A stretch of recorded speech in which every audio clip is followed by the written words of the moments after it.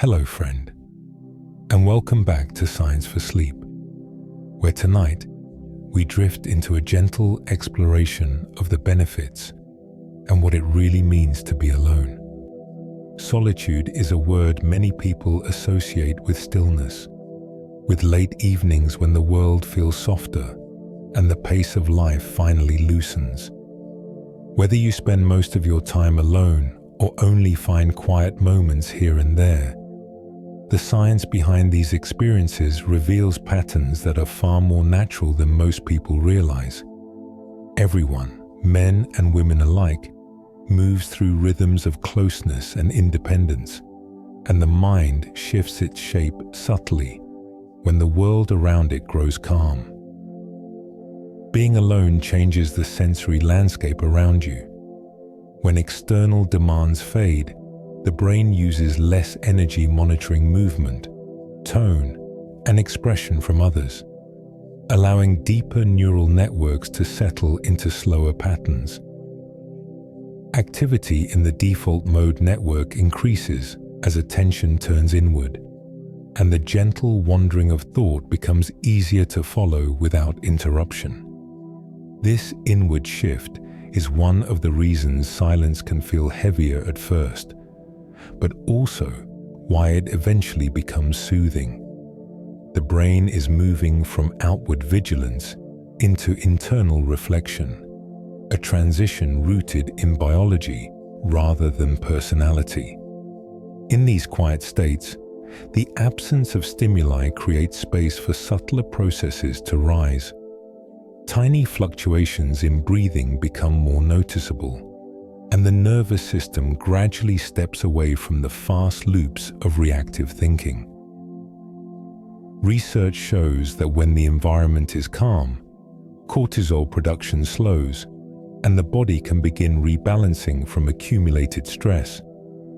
The mind may wander, but it wanders with less urgency, drifting in soft arcs rather than sharp turns.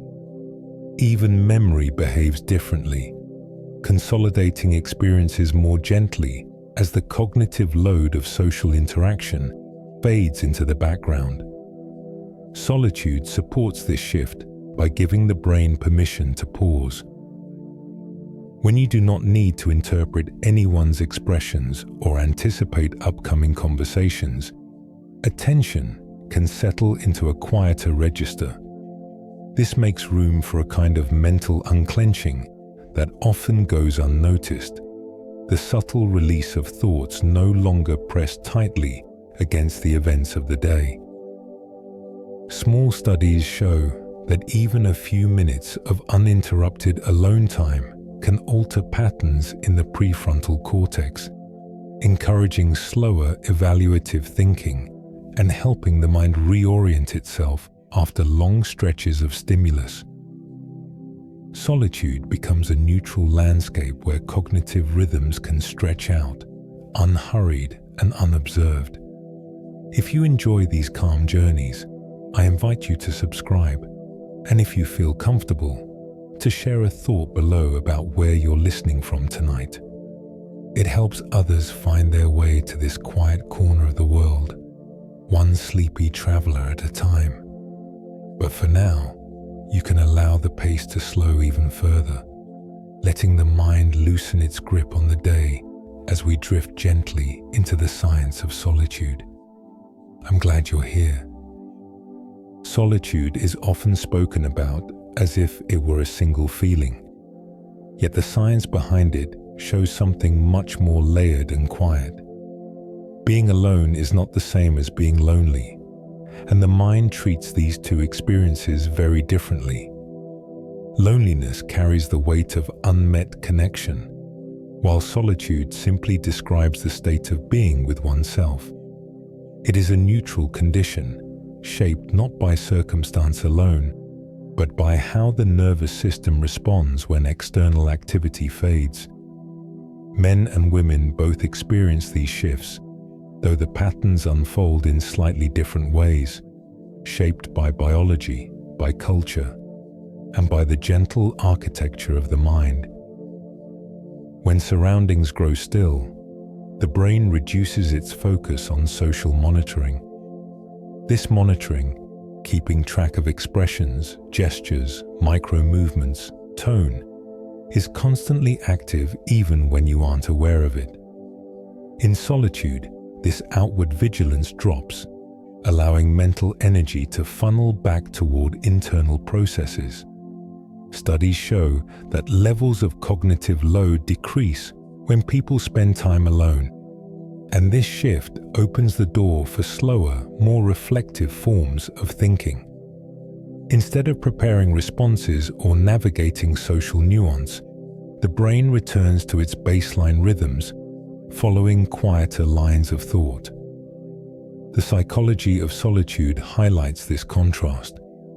Researchers describe voluntary solitude as a restorative state, one where the mind can recalibrate without pressure to perform or respond. The prefrontal cortex, responsible for planning and emotional regulation, gains more freedom to organize memories and impressions when it is not occupied by the fast-paced demands of conversation. This doesn't mean solitude is always peaceful, but it does mean the brain is doing something different, slowing, sorting, unwinding. Even a few minutes of quiet can create small but measurable changes in emotional processing. Another aspect of solitude involves the internal narrative that becomes clearer when the world around you falls to the background. The brain naturally generates thoughts, stories, reflections, and small fragments of memory, but they often stay buried under the volume of daily life. In solitude, this internal stream has room to surface. People often report that thoughts feel more coherent or more expansive when they are alone, and neuroscientists link this to increased activity in networks tied to imagination and self-awareness. It is here that men sometimes describe a sense of grounding in independence, while women may describe a softer inward reflection. Neither better, simply different expressions of the same quiet shift. Solitude, in this sense, is not an empty space, but a gentle reconfiguration of awareness. The mind takes the absence of company as a signal to return inward, to notice what has been overlooked, and to rest certain systems that spend the day working quietly in the background. What appears to be nothingness is full of subtle activity, much of it soothing when given time to unfold. As we wander deeper into this topic, the science of these quiet moments reveals how natural and supportive they truly are, and how the mind adapts to being alone with a kind of slow, unhurried grace. When the world grows quiet, the brain undergoes a subtle transition that often goes unnoticed. Activity patterns begin shifting away from the rapid exchanges that dominate social moments, settling instead into slower, more inward-facing rhythms. One of the most well-known systems involved in this shift is the default mode network, a group of interconnected regions that become more active when the mind is not focused on tasks outside itself. This network shapes wandering thoughts, gentle memories, and the quiet reflections that surface when the external world loses its urgency. Both men and women experience this shift, though the pace and emotional texture of it can differ slightly based on individual temperament. Without the immediate presence of others, the brain reduces its constant scanning for social cues, a process that runs almost continuously throughout the day. This scanning includes reading facial expressions, monitoring tone, interpreting subtle movements, and preparing responses before they're needed. All of it is energy intensive, even though it feels effortless. In solitude, these systems relax. Brain imaging studies show decreased activity in regions tied to social prediction and increased activation in areas linked to introspection. It is a shift from outward readiness to inward observation, allowing thoughts to unfurl in their own time. As these internal pathways open, the brain begins sorting through impressions that were set aside earlier. Memories may surface softly, sometimes without clear reason, and emotions that had no room to breathe during busy hours may drift into awareness. This does not necessarily mean anything is wrong. It is simply how the brain processes life when there is finally enough space to do so. Some people feel a sense of grounding from this slower rhythm, while others may feel a momentary heaviness before the mind finds its natural pace. Solitude reveals these internal processes with a clarity that social environments often mask. Physiologically, this transition is accompanied by gentle shifts in the autonomic nervous system.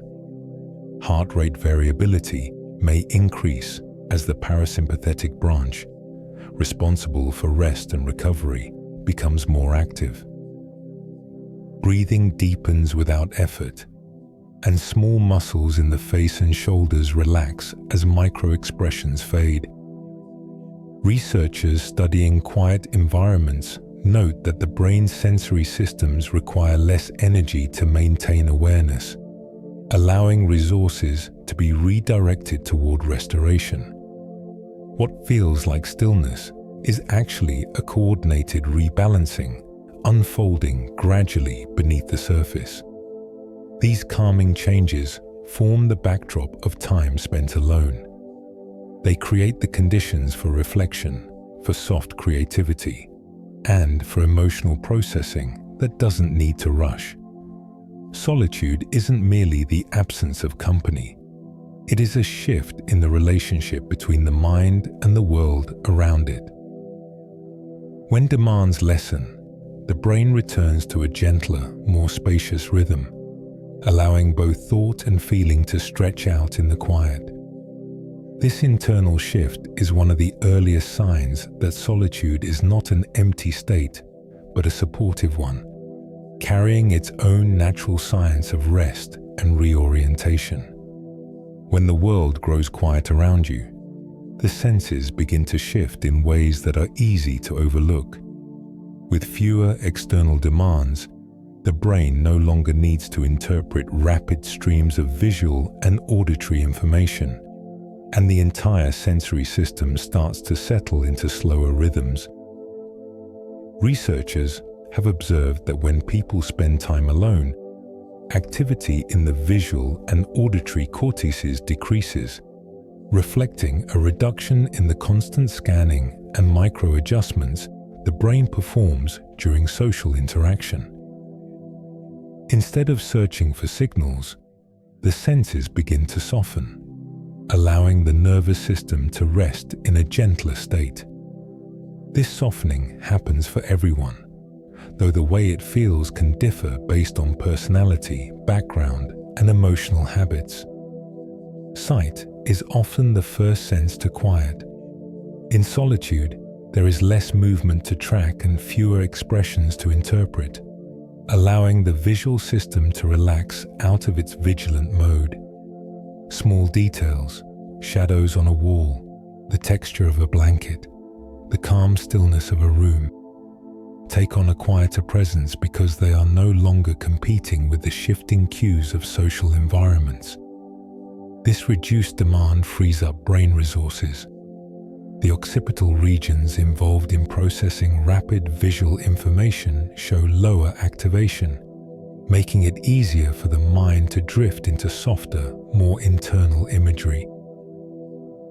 For many people, this is why alone time feels like stepping into a dimly lit space, even if the room is bright. The brain turns down its visual intensity. Hearing shifts in a similar way. In social settings, the auditory system constantly passes tone, pitch, subtle changes in volume, and the rhythm of conversation. It listens for meaning even before words are fully formed. When you're alone, much of this load disappears.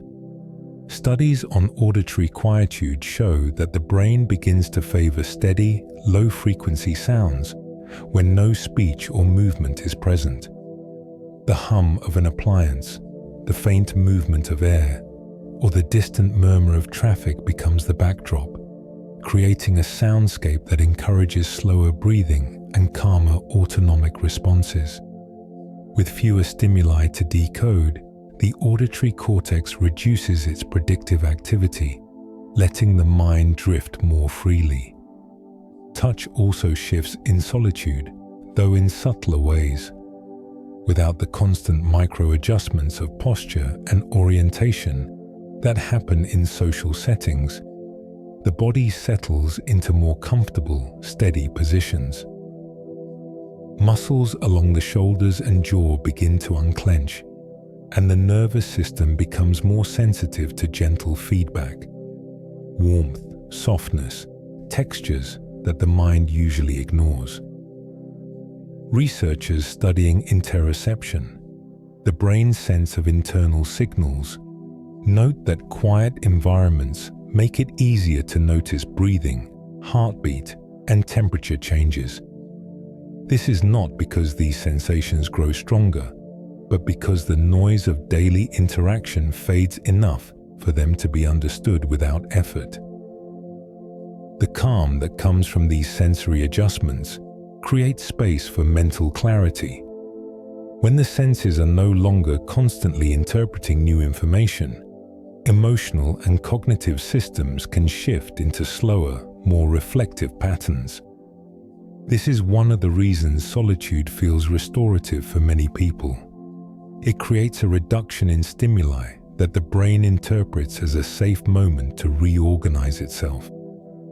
Men often describe this as a sense of grounding or stability, while women may describe it as a soft settling or a moment of inward peace. These differences are gentle, not absolute, and reflect tendencies rather than fixed traits. In this sensory quiet, the mind begins to loosen its grip on urgency. Without rapid input from the world, the brain is free to drift, to wander, and to ease into thought without needing to react. These patterns form the foundation of solitude's calming effect, revealing that being alone is not an absence, but a shift, a change in how the senses and the mind shape the world around you. As this softening settles deeper, new rhythms emerge, supporting emotional balance and quiet reflection in ways only solitude can make possible.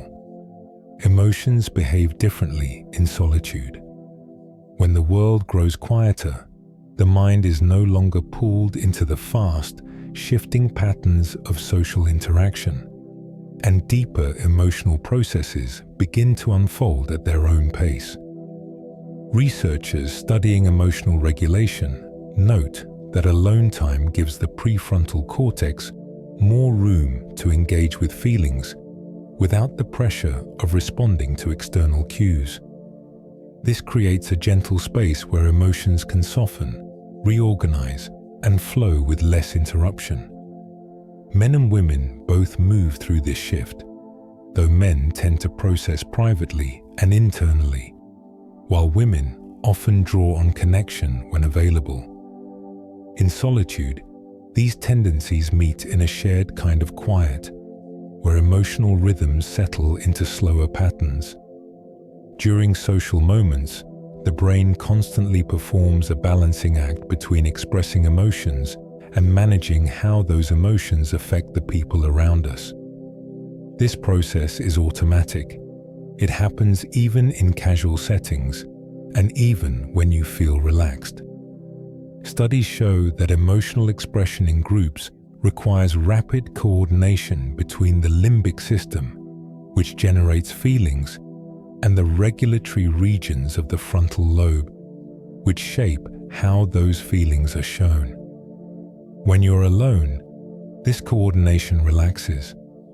The frontal regions no longer need to tailor expressions or monitor reactions, allowing emotional signals to move more freely within the mind. This reduction in emotional performance creates room for a gentler, more inward form of processing. Feelings that were held at arm's length during the day may drift into awareness, not as strong waves, but as fragments and impressions, easier to examine without pressure. Brain imaging studies reveal that solitude increases activity in networks tied to reflective thinking and autobiographical memory, the quiet mental spaces where people make sense of their experiences. This doesn't force clarity. Instead, it allows the mind to follow its own contours, shifting softly between memory and meaning. Another part of emotional regulation in solitude involves the slowing of physiological responses.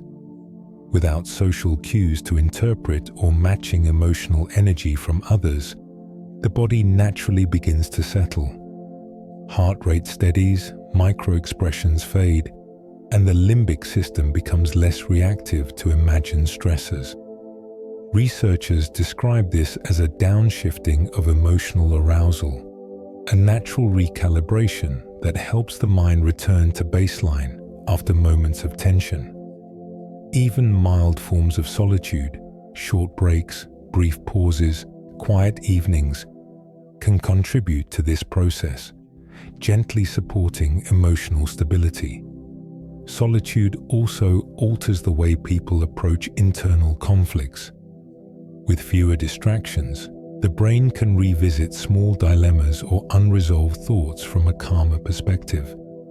Activity in the anterior cingulate cortex, a region involved in evaluating conflict, decreases during quiet reflection, suggesting that the mind interprets problems as less urgent when external noise is removed. This shift allows emotions to be processed with less strain, turning what once felt sharp into something rounder and easier to hold. Although emotional patterns differ between individuals, solitude provides a universal backdrop for these soft adjustments. Men often describe moments alone as opportunities to steady themselves, while women may experience them as spaces for gentle internal clarity. Both perspectives speak to the same underlying truth. Solitude creates a safe and slowed environment where emotions can reorganize without interruption.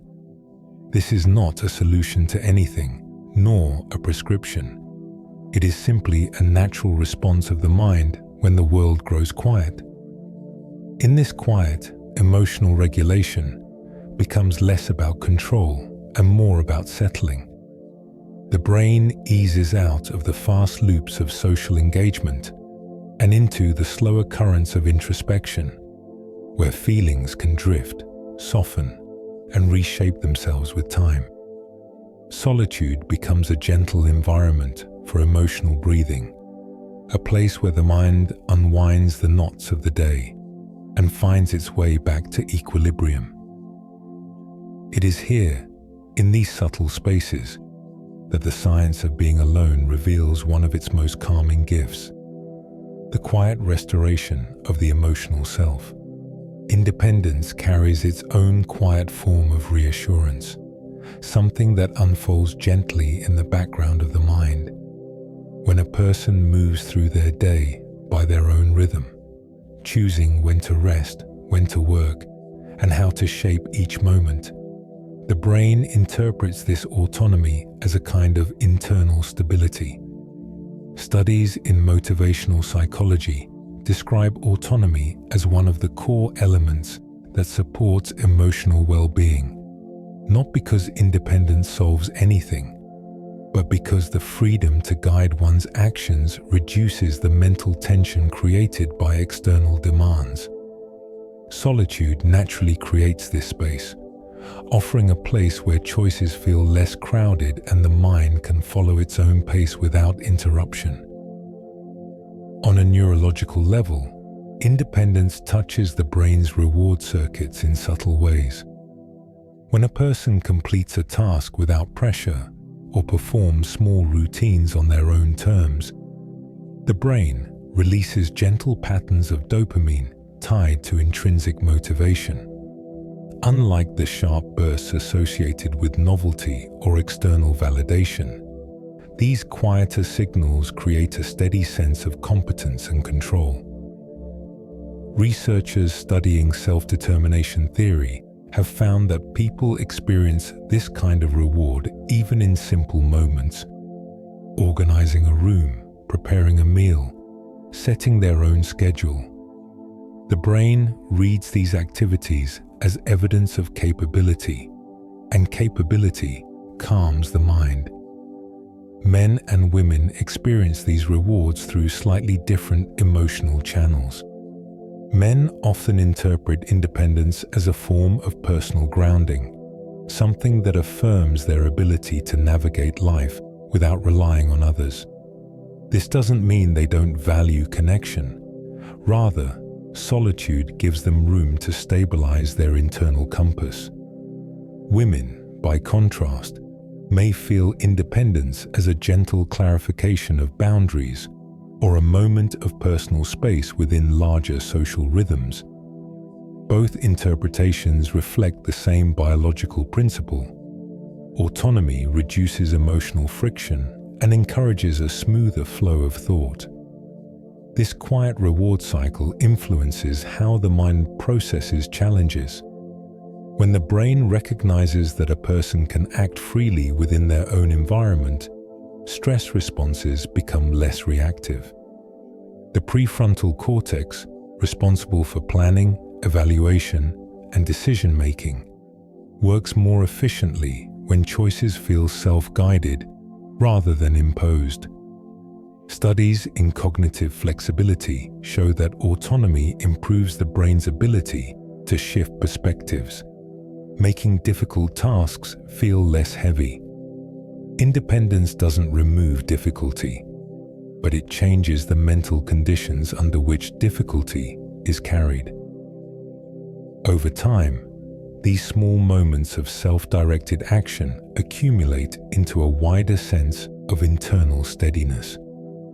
People who spend regular time alone often describe a soft confidence that unfolds quietly without trying to announce itself. They move through their routines with a sense of ownership, feeling less rushed and more attuned to their own rhythms. Researchers note that this gentle confidence comes not from achieving grand goals, but from the consistent experience of self-regulation, managing one's thoughts, space, and time without external pressure. It is a form of calm competence, built slowly and silently. Even the simplest choices reinforce this pattern. When you decide how to structure your evening, what environment you prefer, or how to shape the pace of your night, the brain treats these actions as signals of personal agency. Agency, in turn, helps regulate emotional responses and builds a sense of continuity between intention and action. Independence becomes a quiet dialogue between the mind and its surroundings, a confirmation that you can navigate your own life even in small, ordinary ways. In solitude, these reward circuits operate without noise. There is no need to match someone else's pace or adjust to their expectations. The mind settles into its own contours, finding reassurance in the steady rhythm of self-guided moments. Independence becomes both a practical state and an emotional environment, offering a kind of calm that does not need to announce itself loudly. It simply exists, shaping the mind with gentle signals that say, you are capable, you are steady, and you can move through the world at your own quiet pace. Stress is something the mind carries quietly, often long after the moment that caused it has passed. During the day, the nervous system shifts repeatedly between states of alertness, responsibility, and subtle vigilance, adjusting itself to the rhythms and expectations of the world around you. When you finally step into solitude, these patterns begin to loosen. Researchers studying the body's stress response describe solitude as a natural opportunity for recalibration, a moment when the sympathetic nervous system, the part responsible for fight or flight, can begin yielding to the parasympathetic system, which supports rest and recovery. This transition doesn't happen all at once. It unfolds in soft layers as the external world grows quieter. One of the clearest physiological markers of shifting stress levels is cortisol, a hormone that helps the body respond to challenge. Cortisol naturally rises during busy hours and gradually falls when the mind senses that demands have slowed. In solitude, this decline becomes more pronounced. Studies have shown that quiet environments lower cortisol more effectively than environments full of unpredictable noise, even when a person is not consciously aware of feeling stressed. The body interprets stillness as safety, and safety allows stress hormones to settle more gently. The nervous system responds to solitude in other ways as well. Heart rate variability, a measure of how flexibly the heart adapts to different states, increases when a person enters a calm environment. Higher variability is often associated with resilience, emotional regulation, and the ability to recover from stress more efficiently. Solitude supports these patterns by removing the need to anticipate reactions from others. Without the constant micro-adjustments that social settings require, the autonomic nervous system has space to regulate itself at a deeper level. Men and women often describe this shift differently, though the physiology behind it is shared. Men tend to report a sense of decompression when they are finally alone, like pressure being released gradually rather than all at once. Women may describe something similar, but through the language of soft unwinding, as if their internal pace slows to something more natural. Neither perspective is absolute. They simply reflect the personal ways people notice the body's quiet recalibration. What matters is that the underlying processes are universal. The mind settles, the body relaxes, and stress unwinds from its tighter coils. Another aspect of solitude's effect on stress involves cognitive load. Throughout the day, the brain manages dozens of tasks simultaneously, planning ahead, reading social cues, solving problems, navigating responsibilities. Even mild obligations build a mental weight that accumulates as the hours pass. In solitude, this load lightens. The prefrontal cortex, which handles planning and decision-making, becomes less taxed when there are fewer variables to track. This allows it to function more efficiently while using less energy, a form of cognitive relief that often goes unnoticed but is deeply restorative. The absence of external pressure also changes the way emotions behave under stress. Social environments can amplify stress responses by triggering comparison, performance, or subtle interpersonal tension. Alone, these triggers fade. The amygdala, a region involved in processing threats, becomes less reactive in quiet settings, especially when there is no need to interpret facial expressions or tone. This doesn't erase stress entirely, but it helps prevent its reinforcement, giving the mind a chance to soften around the edges of unresolved tension. Solitude, in this sense, functions as a natural buffer. It offers a setting where the nervous system can unwind without competing demands, where thoughts can slow enough for the mind to recognize its own pace. Stress may not disappear instantly, but it becomes more manageable, more diluted by the quiet.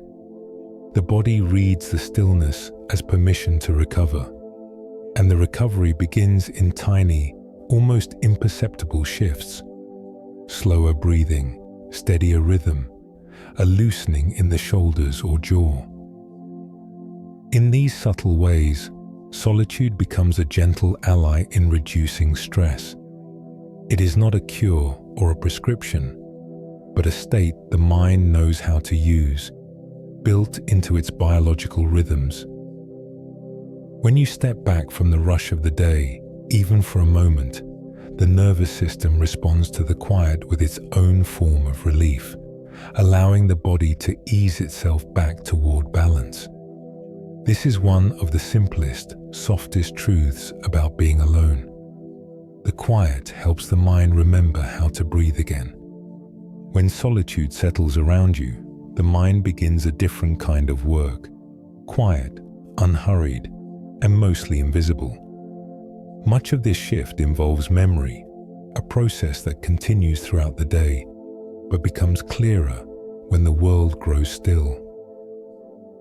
Researchers studying consolidation, the stage where the brain organizes and stabilizes memories, have found that low-stimulus environments support deeper integration. Without the constant arrival of new information, the hippocampus can sort through recent experiences, strengthening certain neural pathways while allowing others to fade. This doesn't require effort or intention. It happens naturally, shaped by the slower rhythms that arise when a person is alone. Memory is not just storage, it is interpretation. The brain revisits moments from the day, adjusting emotional weight and forming links between events. In solitude, this interpretive process becomes more fluid. The default mode network, which supports internal narration and autobiographical thought, activates more strongly when external demands decrease. This makes it easier for the mind to wander across different times and places, piecing together connections that were overlooked in busier hours. People often describe this as the sudden clarity that appears late at night, or the quiet recognition of something they hadn't noticed before. Neurologically, it is the brain reviewing and reshaping its own story. Reflective thinking also deepens in solitude. Studies using brain imaging show increased activity in regions tied to self-evaluation and gentle introspection when a person is alone. These areas help assess personal values, long-term goals, and the meaning behind everyday events. Solitude provides the environmental silence that allows these reflections to rise without competing signals. For men, this often feels like grounding, the sense of being able to think through things without interference. For women, it may feel like emotional clarity, a soft settling, where feelings and thoughts align more easily. Both experiences stem from the same cognitive shift, the mind gaining enough space to hear itself. Another layer of solitude's effect on memory involves emotional sorting.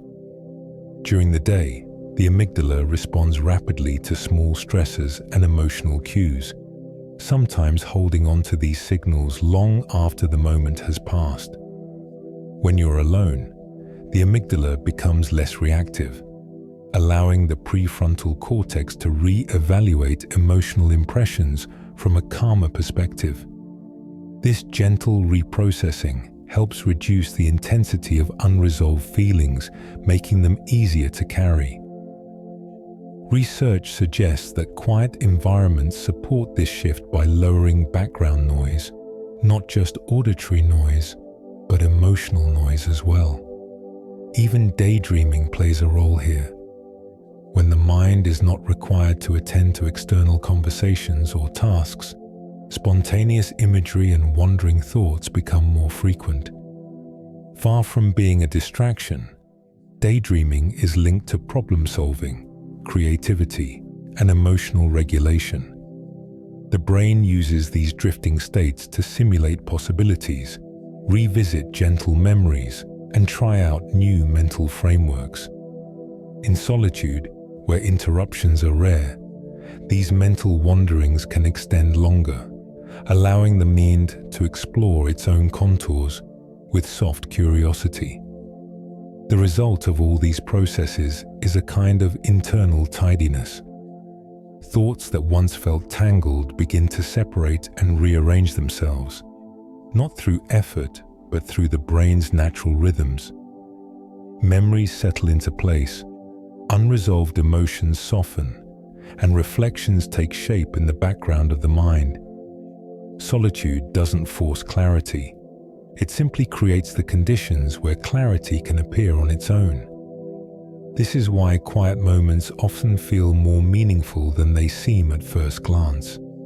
The mind is using them to compose the next chapter of your internal narrative.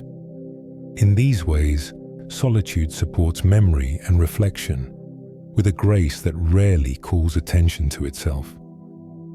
The quiet becomes a kind of gentle workshop for the mind, a place where experiences are received, sorted, and understood at a pace that feels human. And as the noise of the day falls away, the brain continues its quiet work, shaping the soft architecture of who you are becoming, one unhurried moment at a time. Creativity has a quiet relationship with solitude, unfolding most naturally when the mind is given room to wander. During social hours, attention is directed outward, responding to conversations, responsibilities, and the subtle pressures of coordination. In solitude, this outward focus relaxes. The brain begins shifting into a more associative mode, where thoughts move in slower, broader arcs. Neuroscientists studying creative cognition have found that this shift activates networks responsible for divergent thinking, the ability to generate new ideas by linking concepts that do not usually sit side by side. Solitude creates the conditions where these connections can form without interruption, allowing creativity to rise gently in the background. One of the central systems behind this process is the default mode network, a collection of brain regions active during daydreaming, introspection, and imaginative thought. When external demands fade, this network becomes more prominent, supporting mental simulations and quiet exploration. People often experience this as an unexpected idea surfacing while they are alone, or a gentle realization that appears during a moment of stillness. The brain is not forcing creativity. It is allowing long, unbroken threads of thought to settle into new patterns. Even simple activities, like tidying a room or sitting in silence, can create enough cognitive space for this internal spark to appear. Another element of solitude's influence on creativity involves cognitive flexibility, the mind's ability to move between different perspectives or frameworks. Research shows that when people are not required to align with the pace or expectations of others, the prefrontal cortex becomes more free to explore alternatives and reinterpret information. This mental freedom supports insight, the quiet aha moments that arrive without warning. Men often describe creativity in solitude as a gradual sharpening of perspective, while women may experience it as a soft opening or a gentle widening of possibilities. Both experiences reflect the same underlying neurological processes. Solitude also reduces cognitive interference, the mental clutter created by competing thoughts and external distractions. In quiet environments, the brain processes fewer sensory demands, allowing working memory to maintain information more clearly. This clarity supports the formation of new connections between ideas, which is one of the foundations of creative thought. The absence of social evaluation, knowing no one is watching, judging, or waiting, further encourages experimentation. Studies in creativity research suggest that people are more likely to explore unconventional ideas when they are alone, simply because there is no external pressure to conform or explain.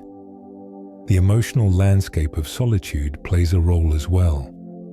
Creative thinking often depends on the ability to sit with ambiguity, uncertainty, or unformed thoughts. Solitude provides a calm backdrop for these states. Without the fast pacing of social interaction, emotions stabilize into slower rhythms that support imagination.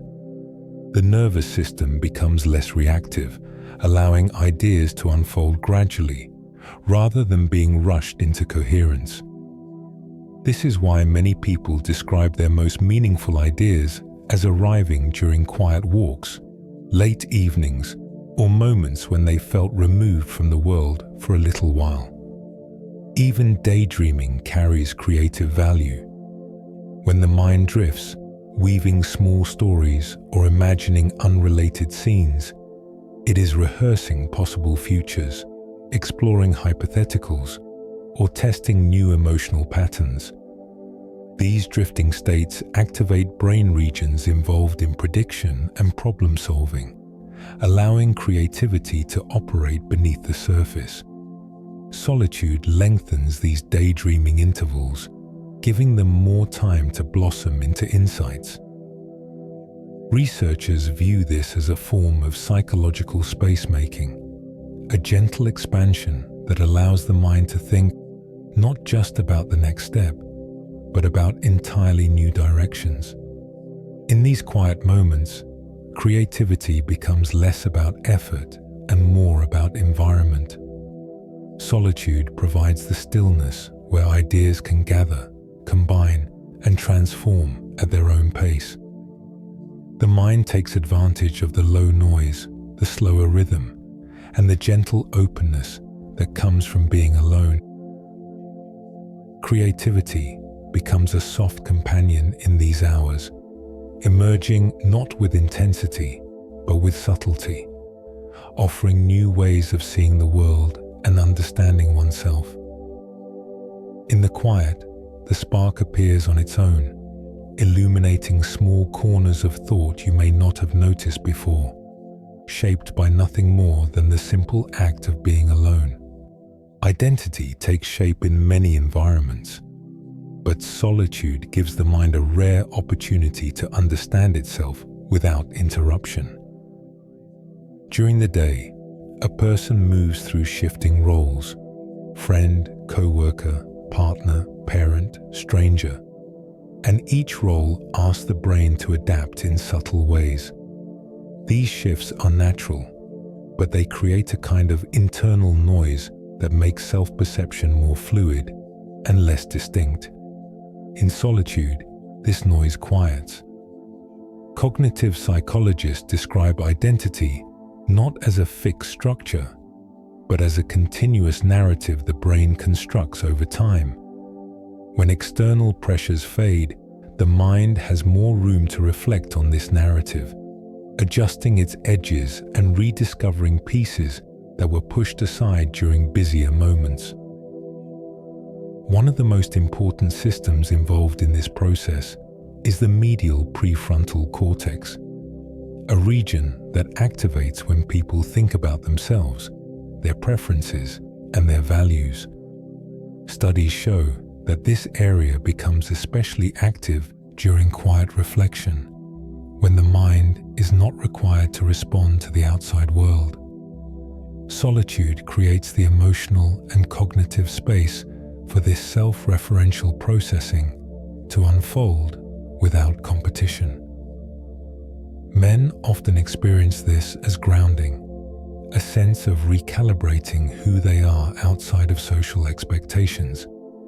Women may experience it as clarity, a gentle shape forming around their inner world. These differences are soft tendencies, shaped by experience rather than absolutes. Another part of identity formation involves recognizing what truly matters to you. Values, priorities, long-term aims, and the quiet internal compass that guides daily choices. Social environments can blur these signals, not out of pressure, but simply from the volume of interactions that require constant adaptation. When a person is alone, the brain has fewer cues to interpret, making internal signals more noticeable. Research in self-determination theory shows that autonomy strengthens a person's ability to identify their own preferences. Solitude supports this by filtering out the subtle expectations that tend to accumulate across conversations, responsibilities, and routines. Memory also plays a role in these identity moments. When the world around you is quiet, the hippocampus retrieves experiences that contribute to your internal story. Moments of accomplishment, difficulty, change, and understanding. These memories drift into awareness, not as linear recollections, but as impressions that help the mind interpret who you have been and who you are becoming. Solitude allows these impressions to be processed without distraction. Over time, this helps create a sense of continuity, a feeling that your life has an arc, rather than a series of disconnected moments. Identity is shaped not only by what rises in solitude, but also by what falls away. Without the implicit comparison that social settings often produce, the mind can evaluate itself more gently. Researchers studying social influence note that people unconsciously adjust their behavior to align with the group in ways they don't always recognize. Alone, these adjustments pause. The brain no longer mirrors the emotional tone of others, nor reacts to subtle cues of approval or disapproval. In this quiet, people often rediscover preferences they forgot they had. Small details like how they like their space arranged, or larger realizations about what brings them genuine satisfaction. This gentle return to the self is reflected in emotional processing as well. When you are alone, the brain has fewer external emotions to absorb, making it easier to distinguish your own feelings from the influence of the environment. This differentiation supports emotional clarity, a process where specific feelings become easier to identify and understand. Over time, these small clarifications accumulate, giving a person a clearer sense of what they need, what they value, and how they want to move through the world. In solitude, identity becomes less of a mask worn for the world and more of a quiet shape formed from within. The mind has the freedom to listen to its own rhythms, to remember, to reevaluate, and to simply notice what has been present all along. It is in these still moments that people often feel most connected to themselves, not because solitude provides answers, but because it offers the silence needed to hear the mind's gentle voice beneath the surface of daily life. In this softened state, identity becomes something lived rather than performed, unfolding naturally in the quiet spaces where the world steps back and the self can step forward, unhurried and unobserved. Long before solitude became a modern experience shaped by quiet rooms and reflective evenings, it existed as a natural rhythm in human evolution. Early humans moved through environments where alternating periods of togetherness and separation were not only common, but essential. Anthropologists studying ancestral patterns note that extended solitude was part of gathering food, scouting terrain, preparing tools, and navigating unfamiliar landscapes. These solitary moments required the mind to develop ways of staying calm, attentive, and resilient without the immediate presence of others.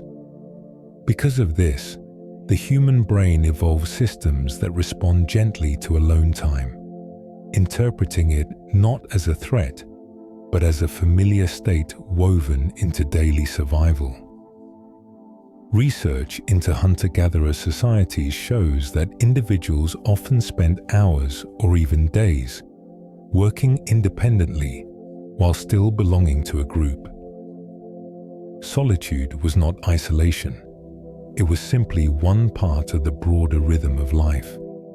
This distinction is important because the modern mind still carries the traces of these patterns. The nervous system is biologically prepared to handle time alone, and many of the restorative effects people feel in solitude are reflections of ancient adaptive mechanisms. The ability to settle into one's own thoughts, to observe the environment quietly, and to make decisions without immediate social input has roots stretching back thousands of generations. Men and women navigated these solitary moments differently, shaped by their roles within early communities. Men often traveled greater distances for hunting or scouting, developing a cognitive style that balanced vigilance with self-reliance. This pattern may contribute to why many men today describe solitude as grounding or stabilizing. The brain is echoing an ancient rhythm of standing on one's own. Women, who frequently moved between communal tasks and intervals of quiet caretaking or gathering, developed a different relationship with solitude, less about distance and more about gentle reflection. These tendencies are not rules, but faint evolutionary fingerprints, subtle influences on how solitude feels in the present. Even the brain's attentional systems carry traces of these ancestral patterns. In early environments, moments of solitude required calm observation, recognizing changes in the landscape, hearing distant movement, or interpreting subtle shifts in wind or light. Today, those same systems ease into softer states when a person is alone. Instead of scanning for social cues or negotiating emotional tone, the brain returns to a mode that favors slow, deliberate awareness. This shift is one reason quiet environments feel more spacious. The mind is reverting to a state designed for patient observation rather than rapid interaction. Emotional processing likely evolved through similar cycles.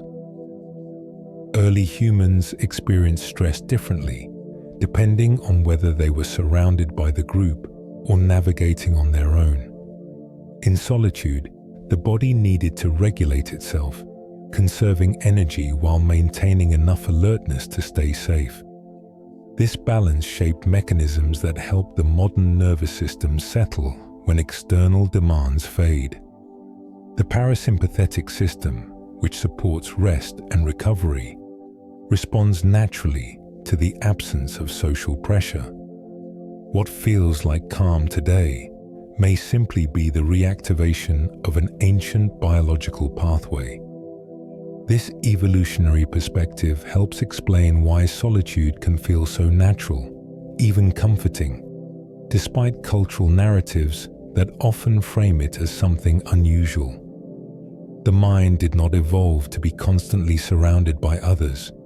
It evolved for fluctuation, for movement between connection and quiet, between shared moments and independent ones.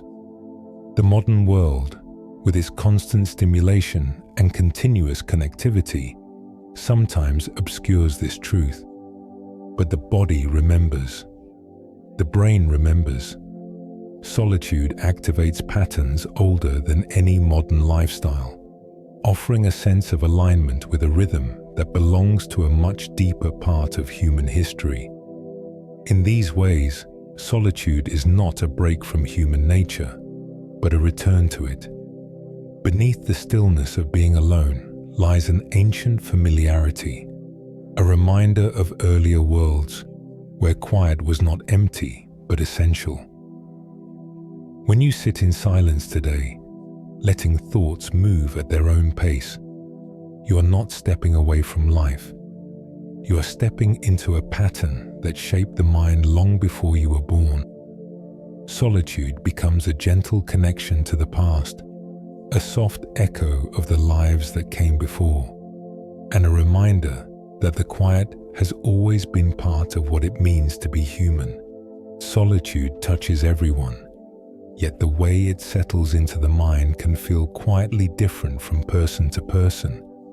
Men and women carry similar biological foundations, but subtle variations in hormones, emotional processing, and cultural expectations create distinct shades in how solitude is experienced. These differences are not rules or boundaries. They are gentle tendencies that appear across many studies, woven into the soft fabric of human psychology. In solitude, these patterns become more noticeable because the mind finally has room to show its natural rhythms without interruption. One of the clearest influences on solitude comes from the body's chemistry.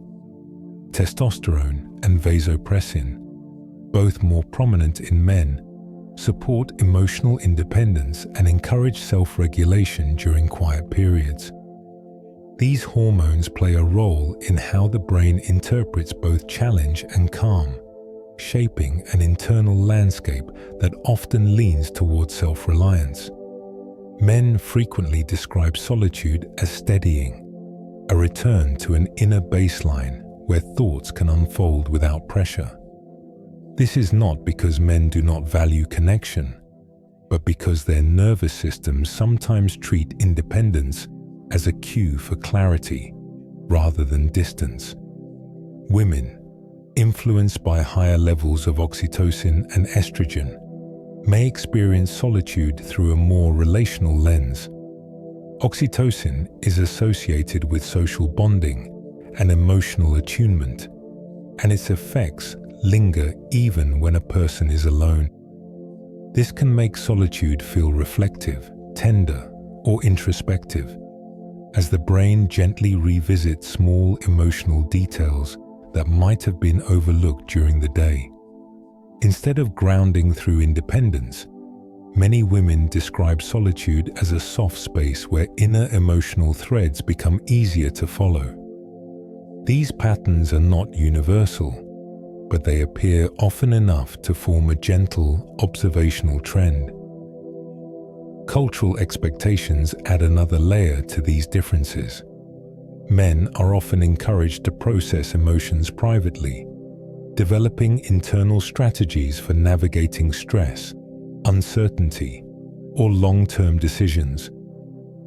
Solitude can amplify these internal strategies, giving the mind time to rehearse possibilities and find footing without external influence.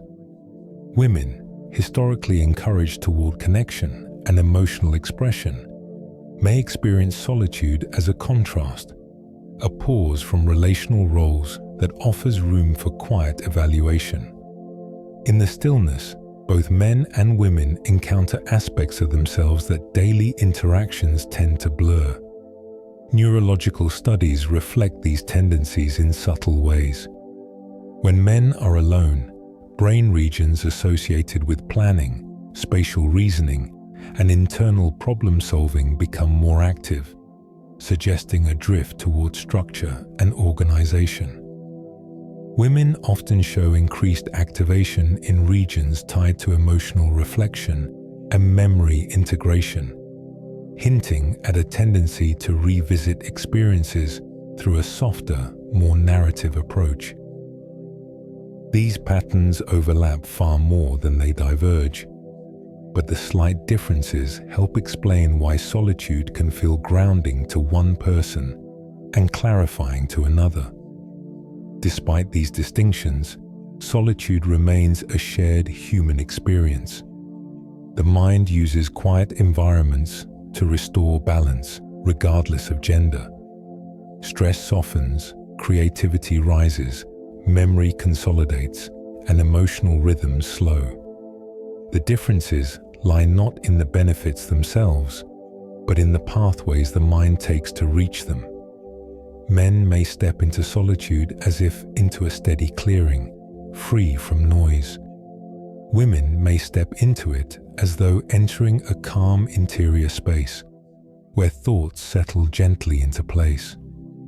Both paths lead to the same destination, a moment of calm where the mind can breathe. In this way, solitude becomes a bridge rather than a divide. It reveals the subtle individuality in how people think, feel, and process the world, while reminding us that everyone carries the same deeper structures beneath the surface. The quiet simply brings these structures into view. Whether solitude arrives as grounding or clarity, strength or softness, reflection or stillness, it offers a universal kind of support, one that honors both difference and similarity, holding space for the quiet truth that every mind deserves room to unfold at its own pace. Social interaction carries a kind of energy that isn't physical in the traditional sense, yet the mind feels it as clearly as the body feels warmth or cold. Psychologists sometimes describe this as social load, the total cognitive effort required to interpret expressions, follow conversations, adjust tone, monitor emotional cues, and synchronize with the pace of others. These processes happen automatically, often without conscious awareness, but they consume real mental resources.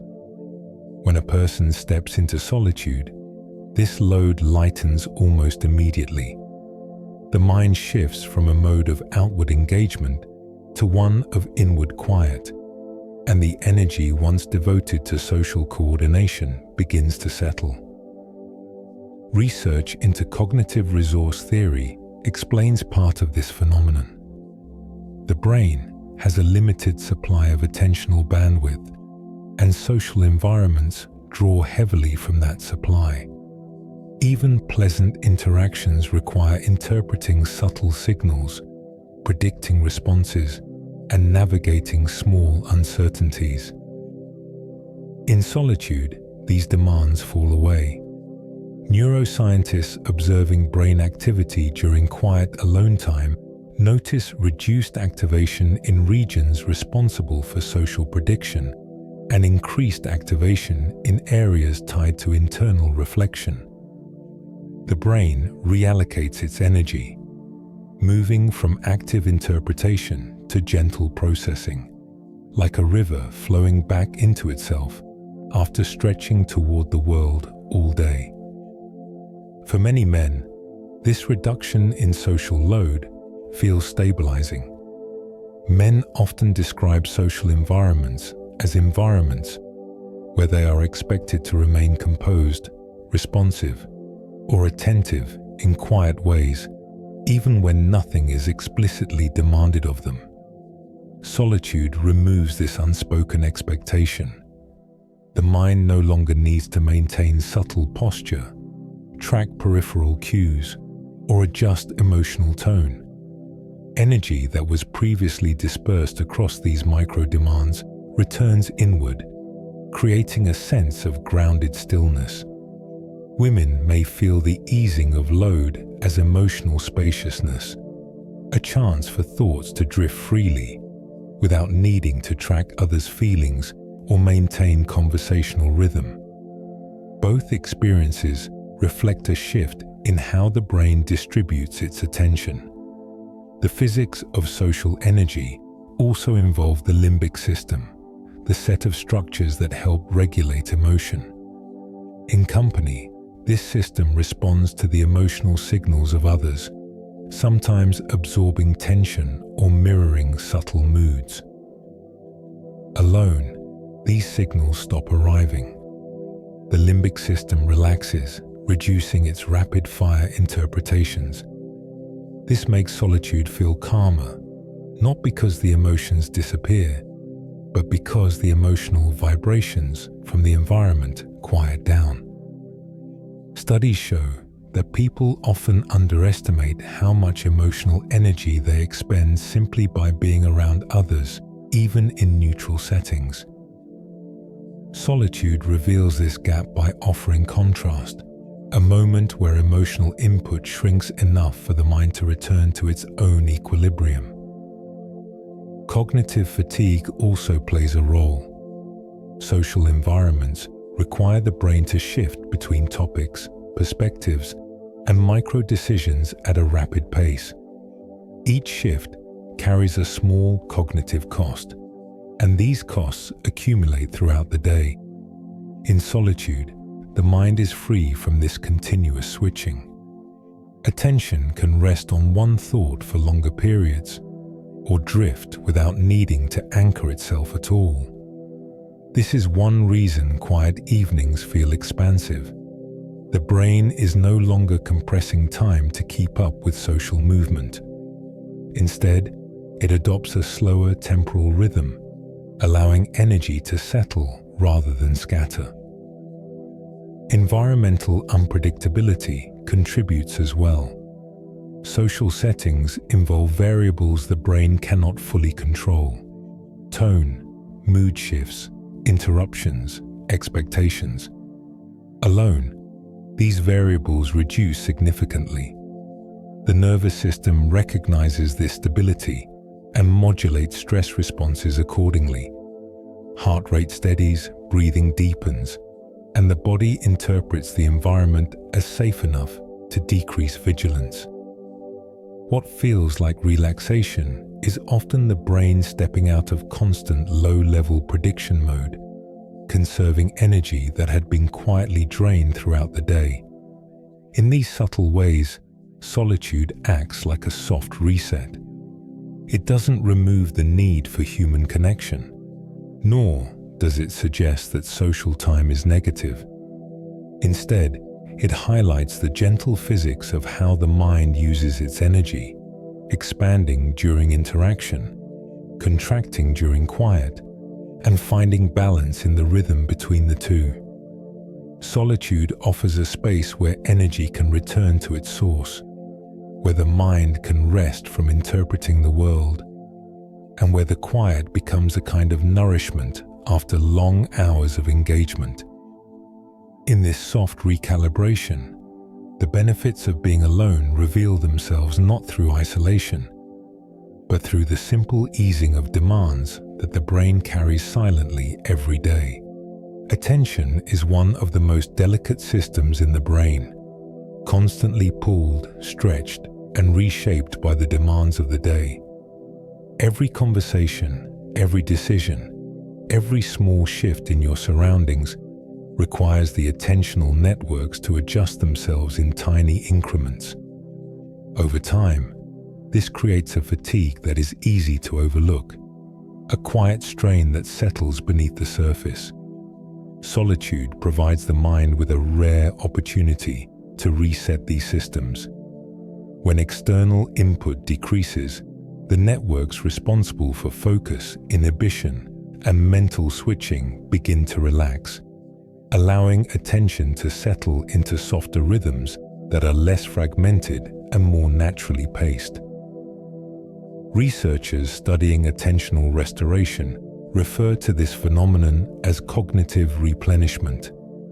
In social environments, the prefrontal cortex is constantly directing attention away from distractions and toward the task at hand. This effort is subtle but continuous. When a person enters solitude, fewer competing stimuli require regulation, and the prefrontal cortex can operate with less strain.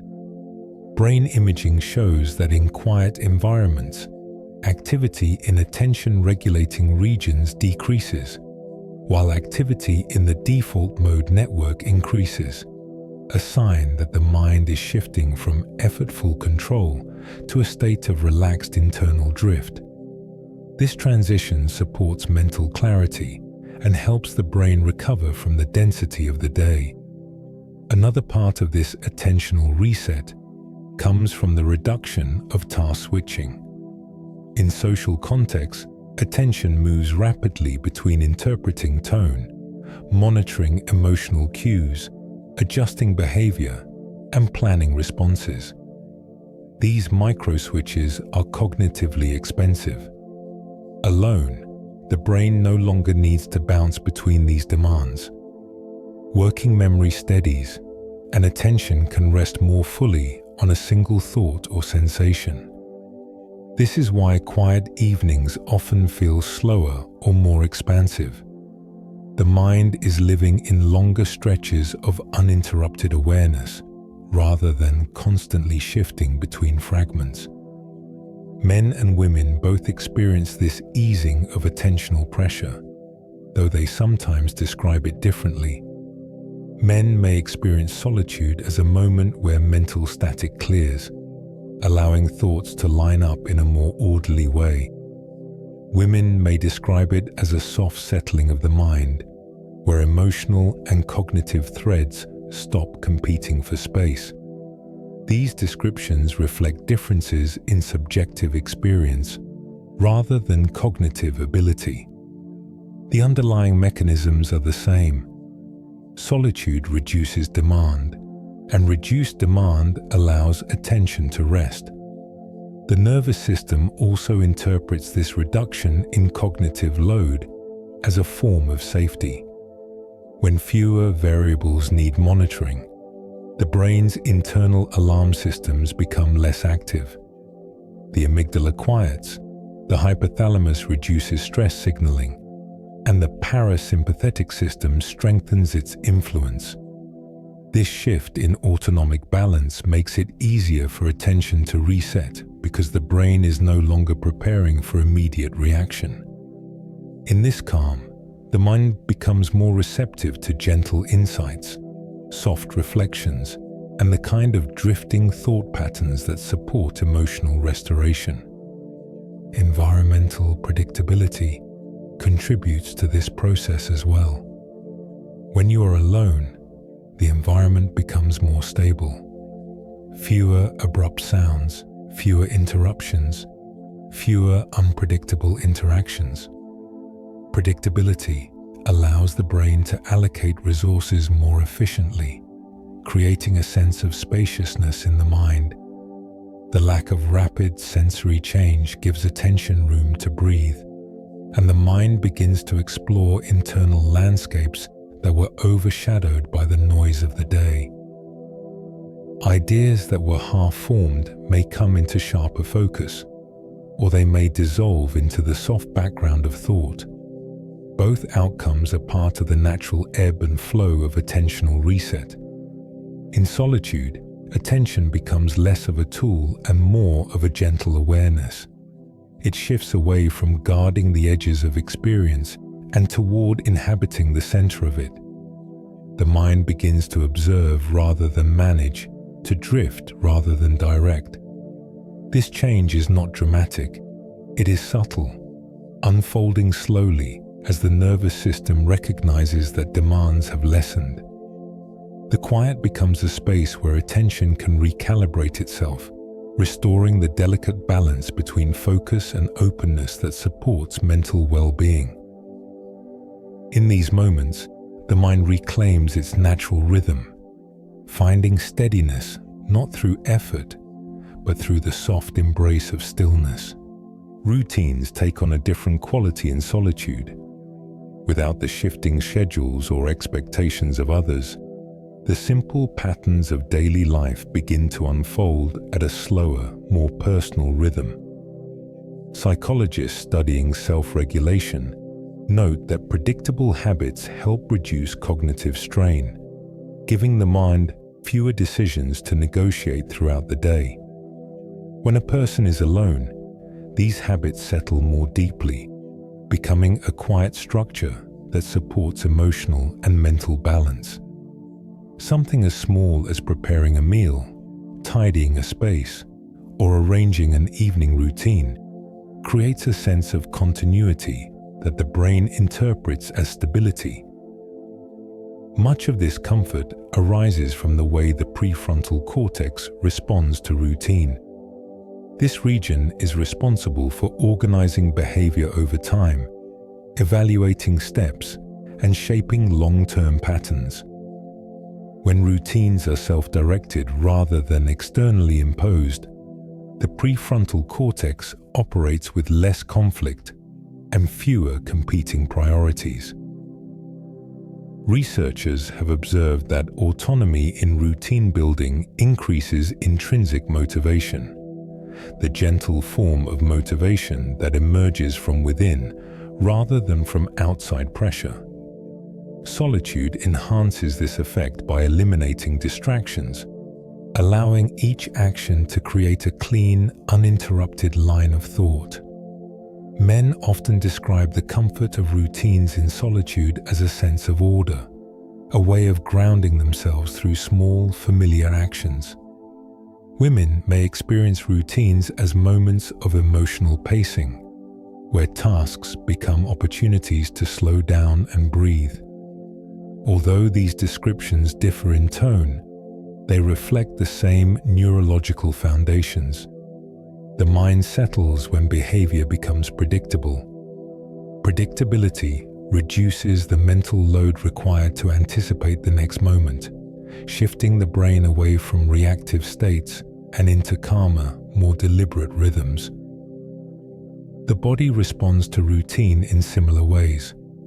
Biological systems thrive on patterns, and predictable behavior helps regulate circadian rhythms, hormone cycles, and metabolic processes. Studies show that people with consistent routines experience more stable mood patterns and smoother cognitive performance. In solitude, these routines can form without negotiation or interruption, aligning naturally with the person's internal clock. When you eat, rest, or unwind at times that feel intuitive rather than scheduled by external demands, the nervous system registers this alignment as a form of comfort. Self-paced environments support another important psychological process: the gradual unwinding of tension accumulated throughout the day. In social settings, the speed of interaction often shapes your internal timing, even when you don't notice it. Conversations require quick responses, tasks require deadlines, and routines adapt to shared spaces and shared needs. Alone, the mind adjusts to its own tempo. The absence of competing paces allows thoughts to complete themselves without being rushed. And this slow unfolding gives the brain a sense of fluidity that is difficult to achieve in busier environments. Cognitive scientists refer to this as temporal autonomy, the ability to control the pacing of time in one's own life. Temporal autonomy influences stress reduction, emotional regulation, and even problem-solving ability. When a person chooses when to pause, when to continue, or when to shift tasks, the brain becomes less reactive and more reflective. This helps explain why quiet evenings often feel more meaningful than they appear on the surface. The mind is moving at a pace that matches its internal needs, rather than the demands of the day. In solitude, routines become less about productivity and more about texture. They give shape to the hours, not by filling them, but by creating soft anchors, small moments where the mind settles into motion instead of thought. These anchors provide comfort not because of what they accomplish, but because they create a gentle rhythm that the nervous system can trust. Over time, this rhythm becomes a kind of companionship, a steady presence that supports the mind as it drifts between reflection, rest, and quiet awareness. In these small, predictable motions, solitude reveals one of its most understated strengths: the ability to let life move at a human pace. Routines unfold naturally, attention softens, and the mind settles into the calm of knowing what comes next. In this space, the world feels less hurried, less demanding, and far more aligned with the quiet truths that shape your inner life. Solitude makes room for this softness, allowing the simple act of moving through your routine to become its own gentle source of comfort. There is a quiet steadiness that begins to form when a person spends time alone, a gradual settling that helps emotions unfold without rushing. In solitude, the brain shifts away from the fast interactions that shape social environments and leans more heavily on internal regulatory systems. One of the most important of these is the prefrontal cortex, which supports emotional modulation and long-term thinking. Without external stimulation competing for attention, this region operates with more clarity, allowing emotions to be processed in slower, gentler waves. The nervous system interprets this as stability, and the rhythms of experience begin to soften. Researchers studying emotional regulation note that solitude reduces the frequency of reactive responses because fewer external triggers are present. When alone, the amygdala, the region that helps detect emotional salience, receives less incoming input.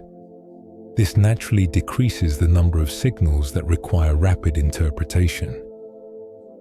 As incoming emotional noise quiets, the prefrontal cortex takes on more influence, guiding the mind into steadier patterns. This internal rebalancing forms one of the subtle benefits of spending time in quiet environments, the ability to feel emotions without being swept up in them. Men often describe this as regaining a sense of composure, while women sometimes frame it as the mind becoming clearer or more breathable.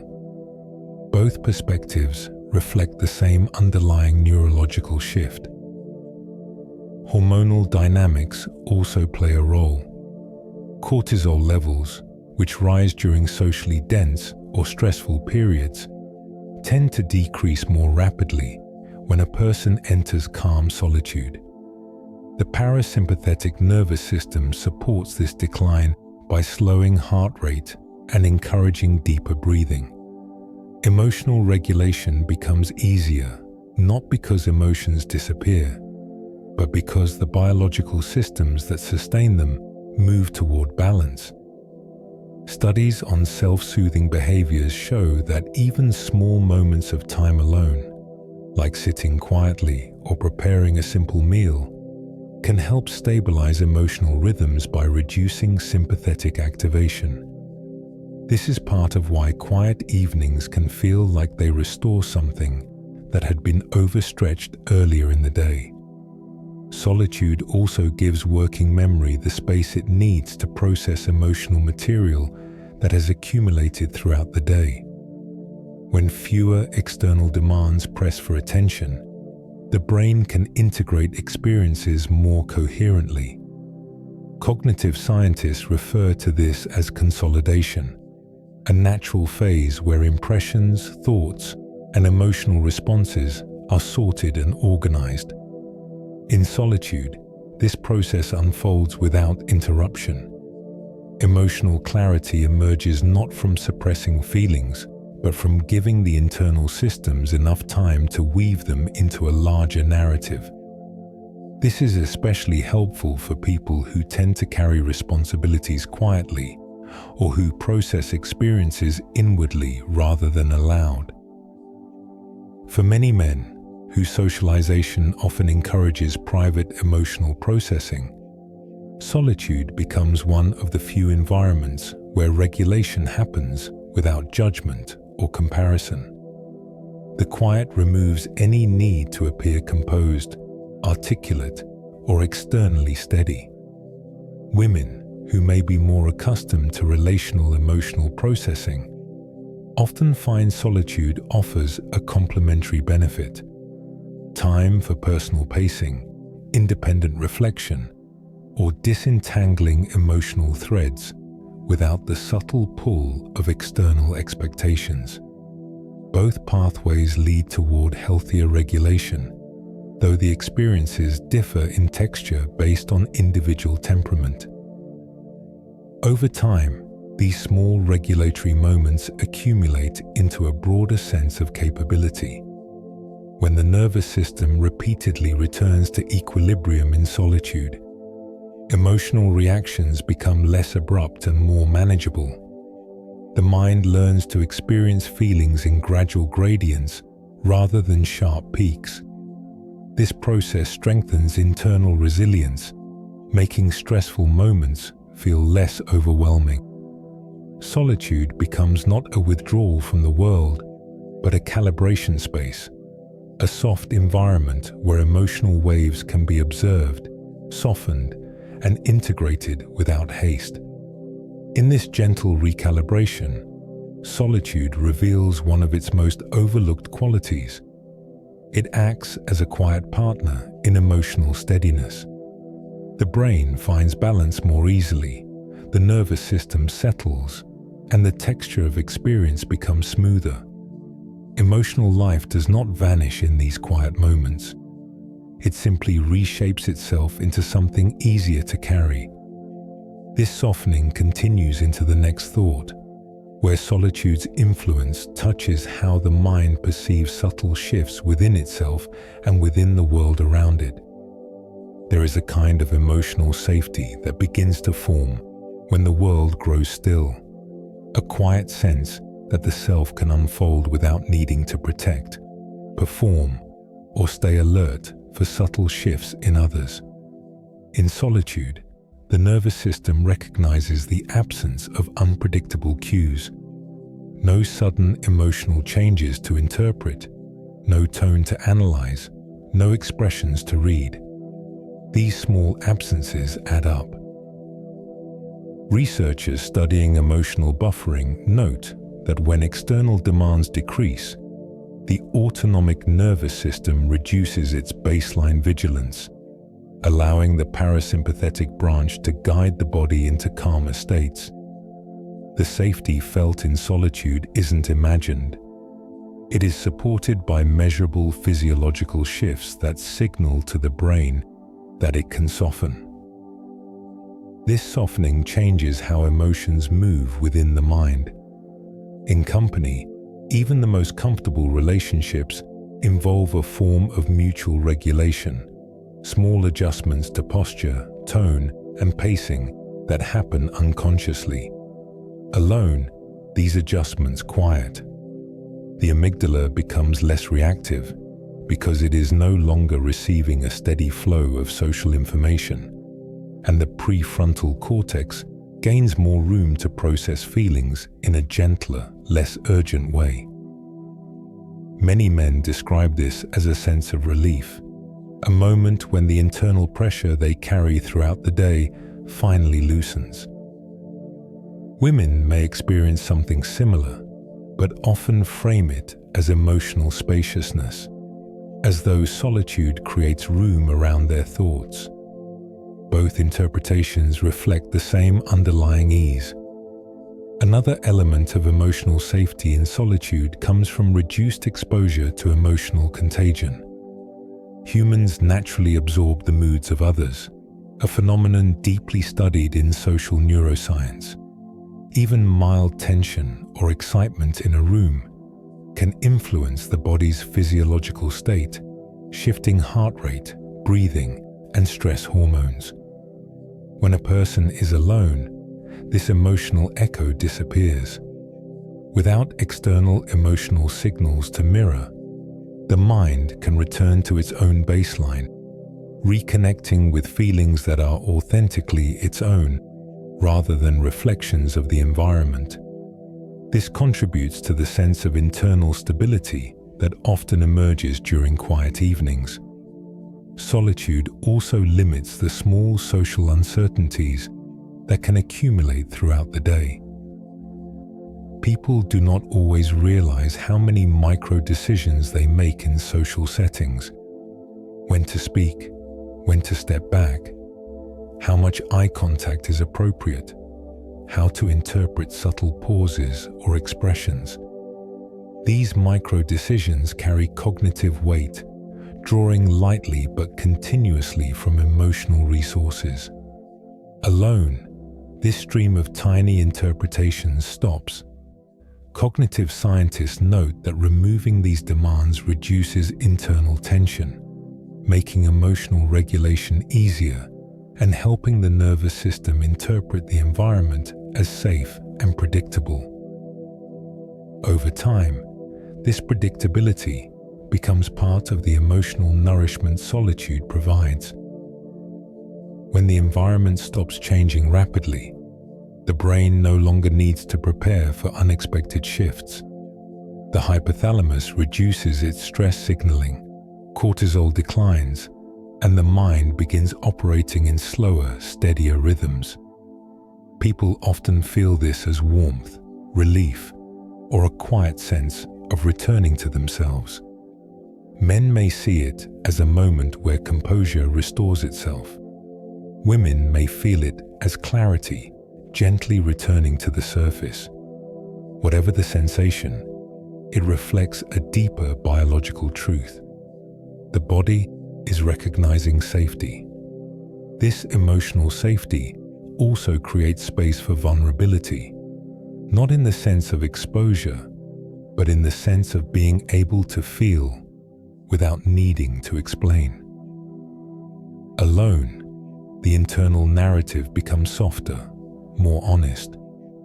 Small feelings that were set aside during the day can be acknowledged without urgency. The self is no longer negotiating with the environment. It is simply observing, experiencing, and reorganizing. Psychologists studying self-reflective states note that solitude enables this kind of emotional honesty by removing performance-based pressures, allowing the person to meet themselves with less resistance. In this gentle environment, solitude becomes more than the absence of company. It becomes a quiet sanctuary where emotional weight can settle into manageable shapes. The body unwinds from its subtler tensions, the nervous system resets, and the mind drifts back toward its natural rhythm. Safety in solitude is not about retreating from the world, but about allowing the inner world to breathe, to soften, and to find comfort in its own pacing. It is here, in this quiet refuge, that solitude reveals one of its most comforting gifts, the feeling of being safe enough to simply exist, without expectation, without demand, and without needing to be anything more than what you already are in this moment. Decision-making changes in subtle and meaningful ways when a person is alone. Without the immediate influence of others, their reactions, tone, expectations, or subtle emotional cues, the mind gains a cleaner space in which to evaluate possibilities. Researchers studying cognitive autonomy note that even simple decisions are shaped by social context. The presence of another person, even silently, can shift priorities, encourage conformity, or alter the pace of deliberation. In solitude, these pressures fade, and the cognitive systems responsible for evaluation and planning can operate with fewer competing signals. This often leads to a sense of clarity, not because decisions become easier, but because the mind can hear its own reasoning more distinctly. The prefrontal cortex plays a central role in this process. It coordinates long-term thinking, weighs outcomes, and integrates emotional information into decision-making. In social settings, this region works alongside networks that monitor interpersonal cues, dividing its attention between internal logic and external interpretation. Alone, the prefrontal cortex is relieved of this dual task. Studies show reduced activation in regions tied to social monitoring during solitary decisions, allowing the evaluative systems of the brain to function with greater efficiency. This creates a mental environment where choices feel less rushed and more aligned with personal values. The absence of social comparison contributes to this clarity as well. Human cognition is naturally influenced by how others might perceive or interpret a decision, even when no explicit judgment is present. In solitude, this cognitive mirroring decreases. People are less likely to imagine alternative viewpoints or anticipate reactions, and more likely to consider what genuinely matters to them. For many men, this shift feels like regaining internal footing, an ability to choose based on steady personal reasoning rather than subtle relational pressure. Women may experience it as thoughtful openness, a moment where possibilities expand rather than contract. Both describe a reduction in noise around the choice itself. Another important factor in solitary decision-making involves emotional regulation. When emotions are calmer, choices become clearer. The physiological quiet of solitude, lower heart rate, reduced cortisol, softer amygdala reactivity, creates a backdrop where decisions are less influenced by momentary tension. Cognitive scientists describe this as emotional decoupling, where the emotional charge surrounding a decision weakens enough for the logical components to take greater precedence. In solitude, even complex decisions can feel more manageable because the emotional environment is less crowded. Solitude also supports deeper reflection, allowing the mind to revisit the motivations behind a choice.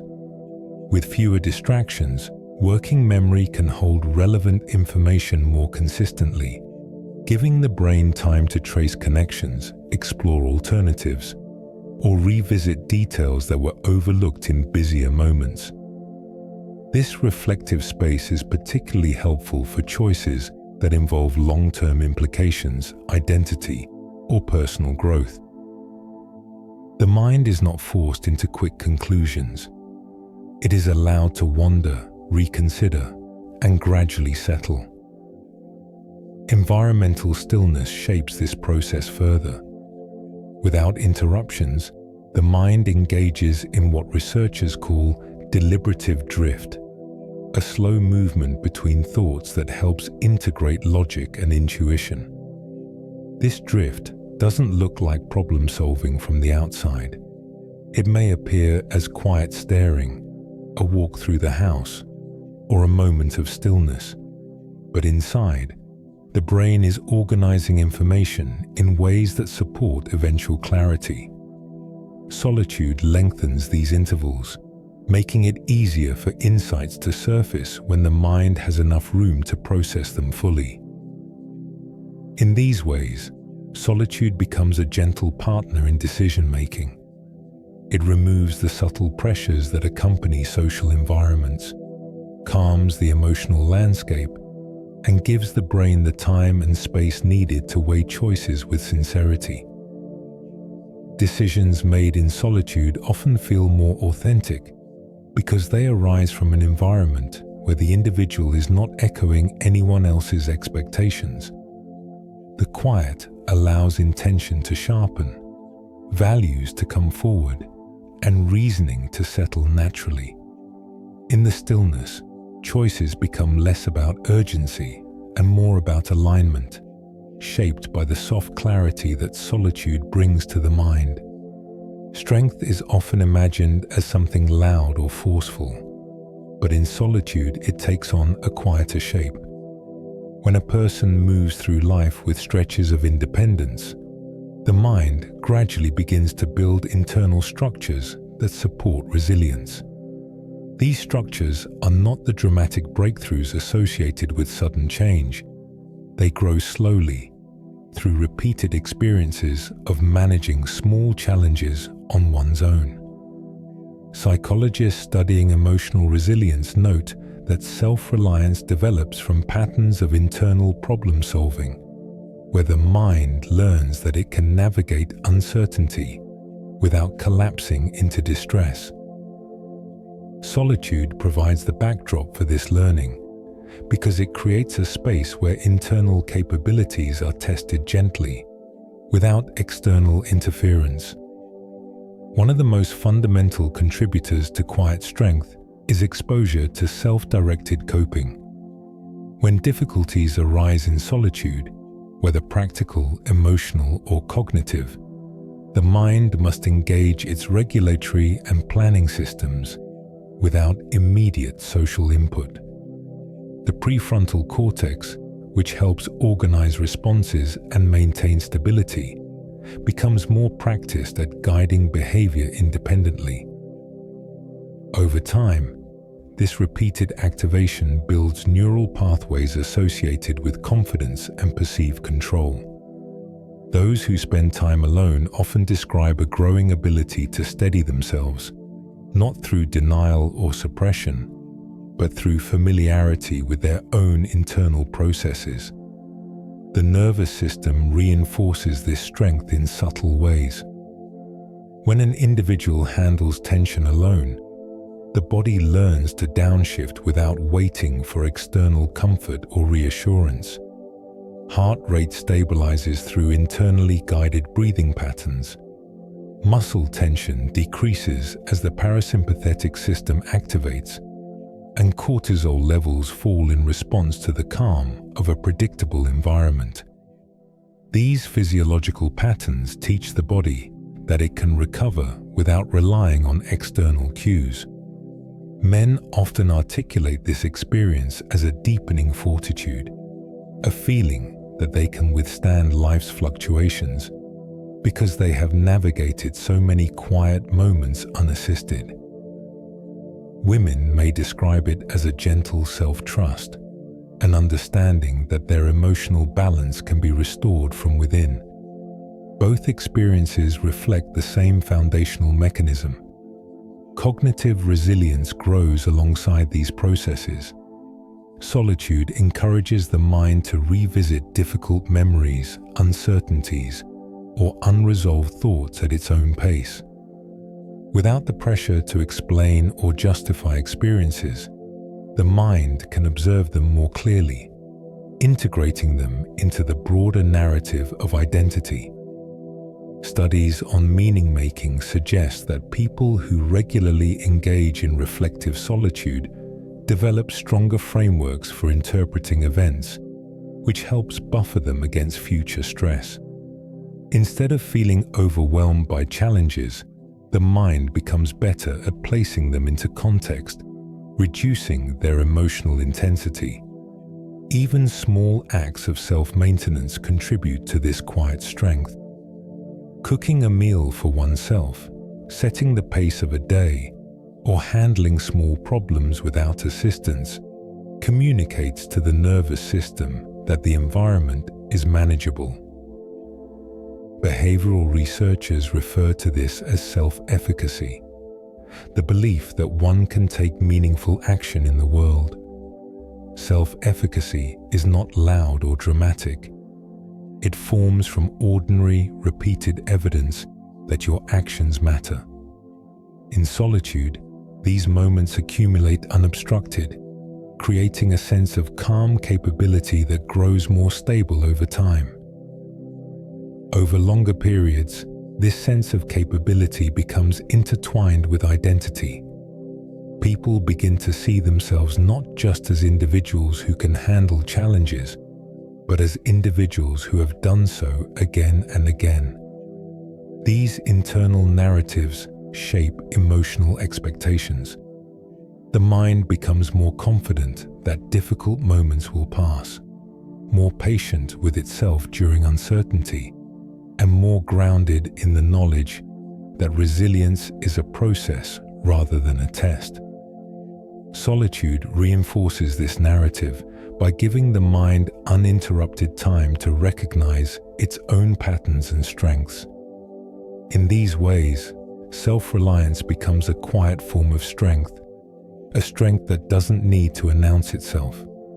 It grows through soft moments of handling life without assistance, through the patient rebuilding that follows stress, and through the subtle affirmations that arise when a person discovers their own capacity.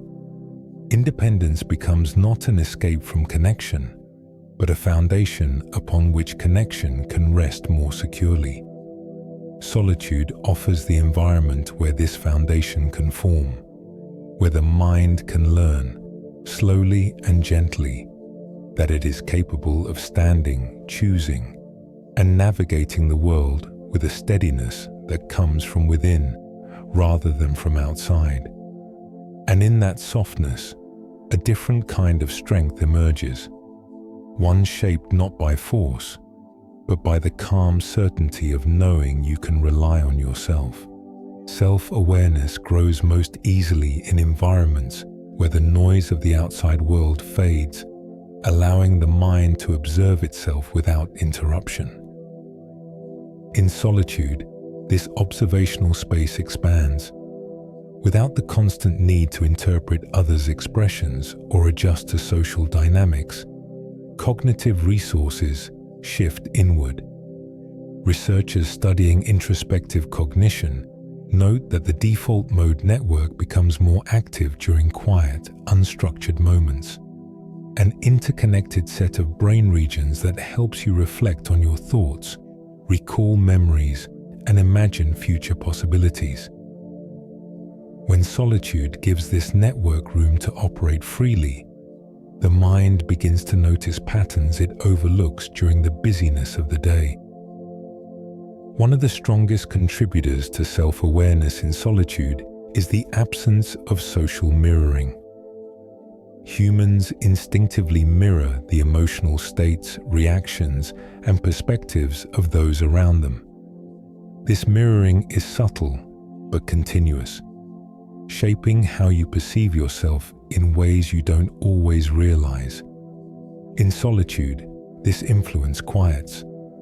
Without external emotional currents flowing toward you, the mind can distinguish its own feelings with greater precision.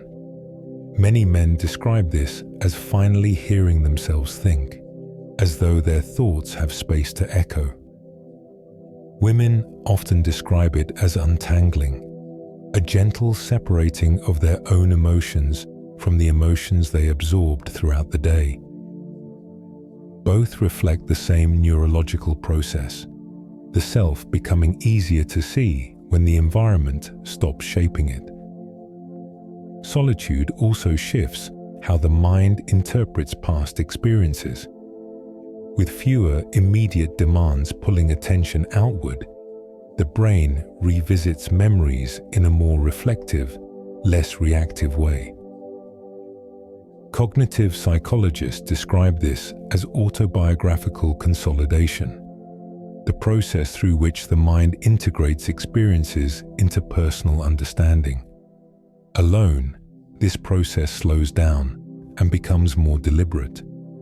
The emotions tied to a memory soften as the brain reevaluates their significance, placing them into the broader context of your life story. This is one reason self-awareness deepens in solitude. The mind is actively reorganizing how experiences shape your identity. Another piece of this growth comes from reduced emotional interference. When surrounded by people, the brain constantly tracks subtle emotional cues, tone changes, shifts in energy, reactions to small details. Alone, these cues disappear.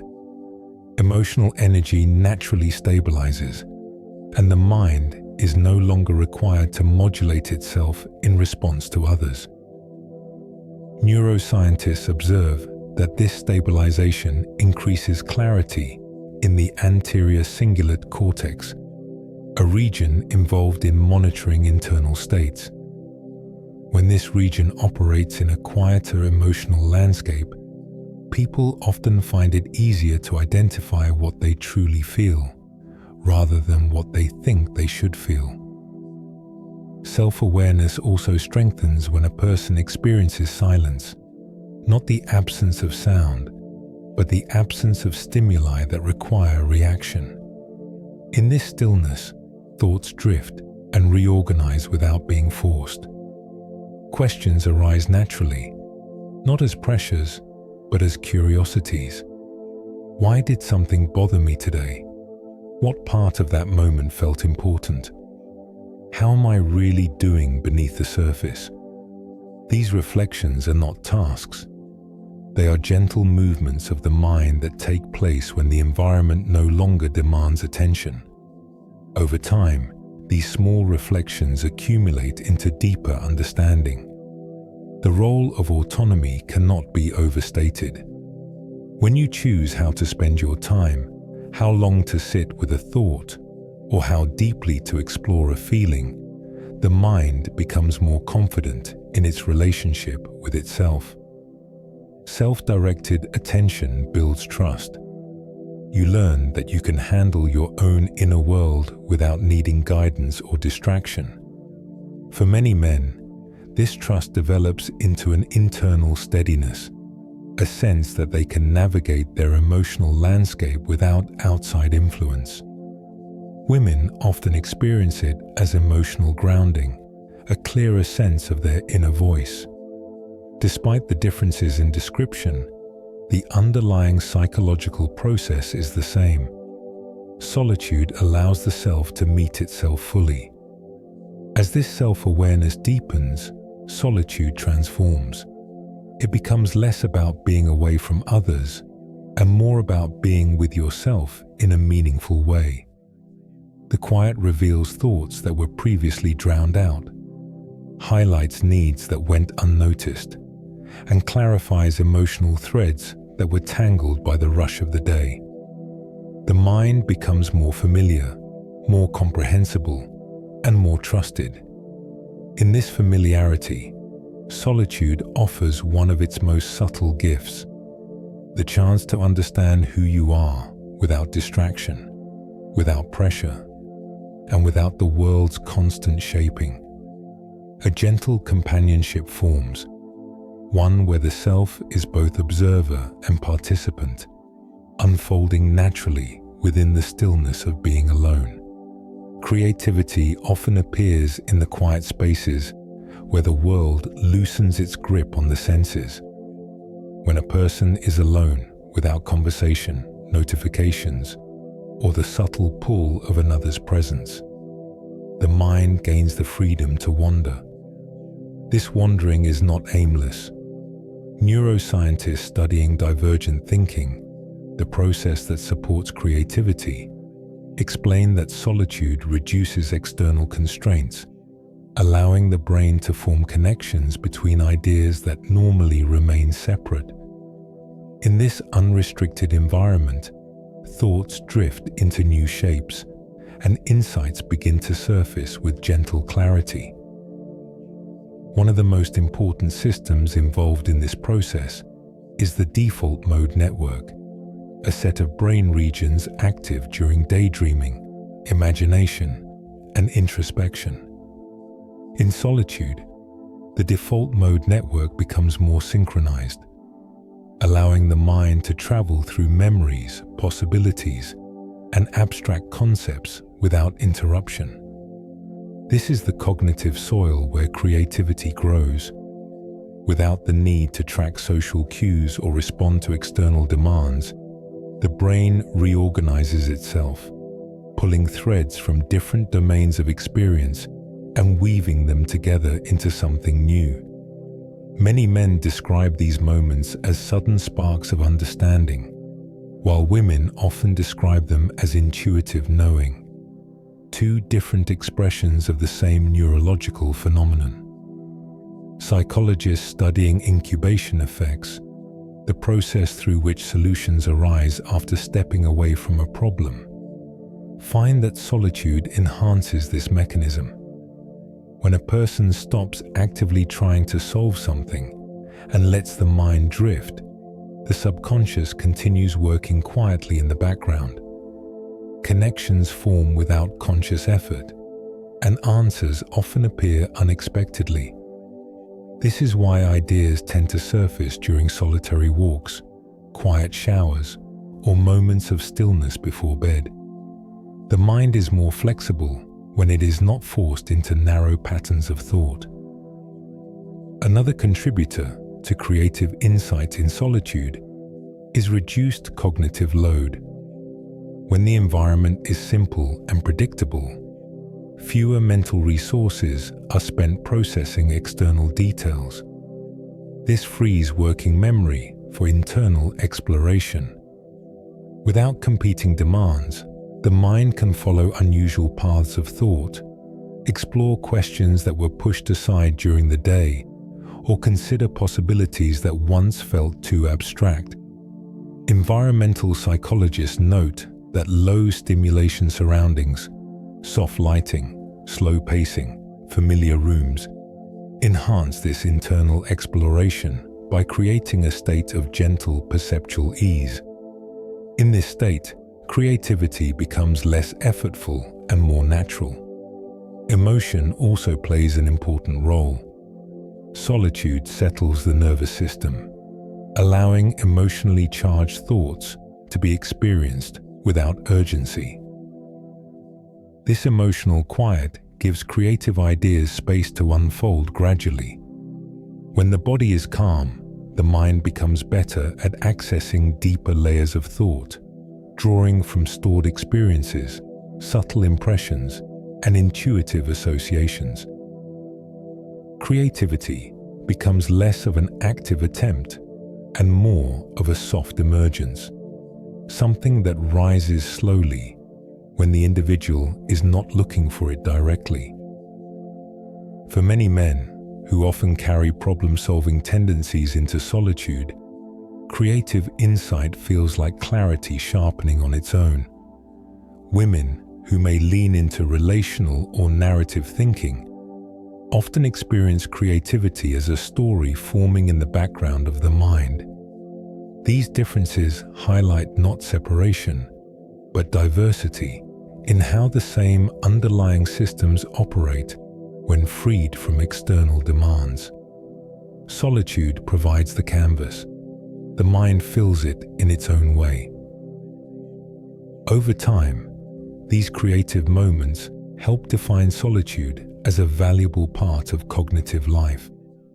The quiet becomes associated with breakthroughs, ideas, and subtle understandings that do not reveal themselves in the noise of busy environments.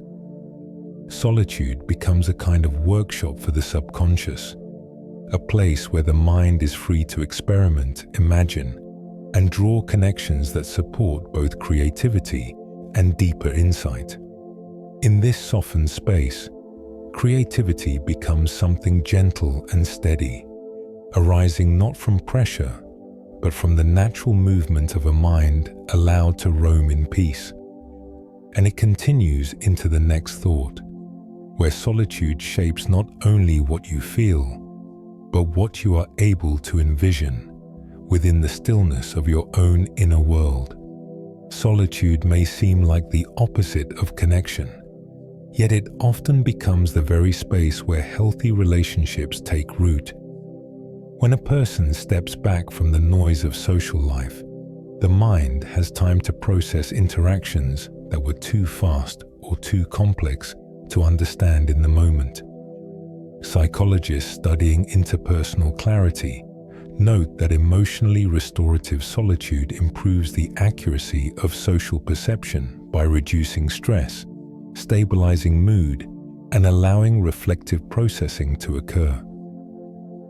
When someone returns from solitude, they often engage more thoughtfully, more patiently, and with a deeper sense of presence. One of the strongest contributors to this shift is emotional replenishment. Social interactions, no matter how positive, require continual micro-regulation of emotion. Alone, the nervous system resets.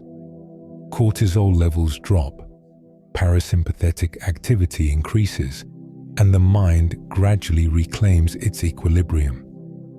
This makes it easier to listen without defensiveness, to understand without urgency, and to speak without emotional overflow. Many men describe this as having more space for people again. Women often describe it as feeling clear enough to connect. Both experiences reflect the same biological recalibration. Solitude restores the emotional resources that relationships draw from. Self-awareness, strengthened in earlier sections of solitude, also plays a major role. When people understand their own boundaries, needs, and emotional rhythms, they can communicate with others more cleanly. Solitude helps identify these internal signals.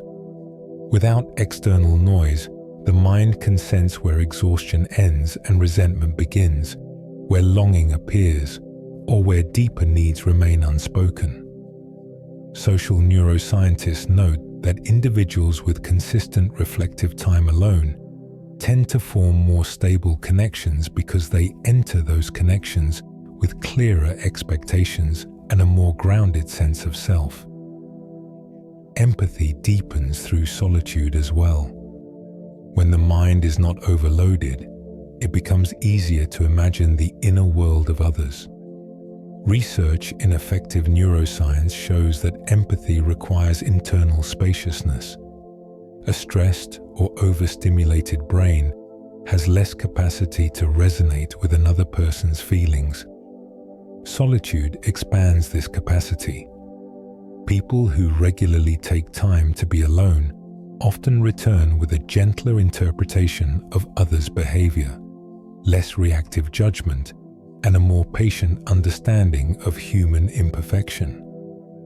Solitude also gives emotional experiences time to settle, allowing compassionate responses to emerge more naturally. Solitude can also strengthen connection by reducing unspoken pressure. When someone knows they can retreat into a quiet space when needed, relationships feel less suffocating. Independence lowers the fear of emotional entanglement because the individual has proof that solitude is always available as a stabilizing anchor. This creates relationships built on choice rather than dependence, where presence becomes intentional and mutual rather than obligatory. Many men feel safer connecting when they know they can return to solitude afterward. Many women feel more emotionally grounded when they have personal space to decompress before re-engaging. These patterns highlight how solitude supports connection rather than diminishing it. Even communication improves when solitude is part of life's rhythm. Quiet reflection helps the mind rehearse thoughts, refine feelings, and soften reactive impulses. With time to process privately, people often express themselves with more clarity and less emotional charge. Relationships benefit from this slow, thoughtful processing. Emotional conversations become less about pent-up tension and more about understanding. Conflicts soften because responses are shaped by reflection rather than immediacy. Over time, solitude becomes a stabilizing force in relational life. It offers a place where emotions can reset, where meaning can be rediscovered, and where the mind can prepare itself to interact with the world from a place of strength rather than depletion. Instead of pulling people away from connection, solitude allows connection to be healthier, more intentional, and more humane. And in this balance, between stepping inward and stepping outward, the richness of human relationships becomes clearer. Solitude gives the heart the space it needs to replenish, making the return to others softer, more thoughtful, and more deeply rooted in genuine presence. As the quiet of this session settles around you, I want to thank you for sharing this time tonight. These gentle moments of stillness, where the world softens at the edges and the mind drifts at its own pace, are a gift you've given yourself. Solitude isn't just an experience, it's a place inside you, always waiting, always ready to welcome you back when life becomes too loud or too heavy. And letting yourself rest here, even for a little while, is more meaningful than it may seem. You've wandered through thoughts of independence, calm, and self-understanding, and each one has carried you a little closer to that quiet center within you. Nothing needs to be resolved right now. Nothing needs to be decided. You are already exactly where you need to be. Let the stillness hold you for a moment longer. Let it wrap gently around the body, the breath, the soft rhythm of the mind easing into rest. And as the night grows deeper, know that you are not moving through it alone. I'm grateful you were here, truly. These quiet sessions become what they are because of the presence you bring to them, the willingness to slow down, to breathe, to listen to yourself with kindness. Whenever you need a calm space, a steady voice, or a moment of quiet understanding, you're always welcome to return. For now, let the calm drift forward. Let the thoughts loosen. Let the breath fall into its own gentle pattern. And allow the night to hold you softly, just as you are, as you fade into rest.